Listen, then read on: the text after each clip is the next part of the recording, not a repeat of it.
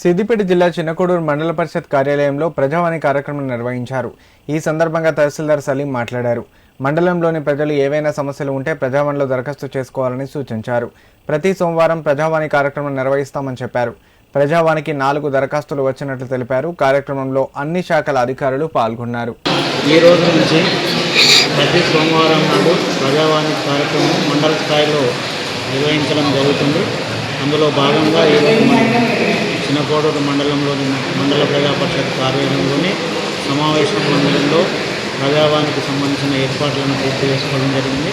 అందులో వివిధ శాఖల అధికారులు కూడా హాజరైంది. ఈరోజు మరి ప్రజలు ఈ అవకాశాన్ని సద్వినియోగం చేసుకోవాలి. మరి ఈరోజు మాకు దరఖాస్తులు 4 అన్ని శాఖల వారు రావడం జరిగింది. ఇందులో ఈరోజు 4 దరఖాస్తులు తీసుకోవడం జరిగింది.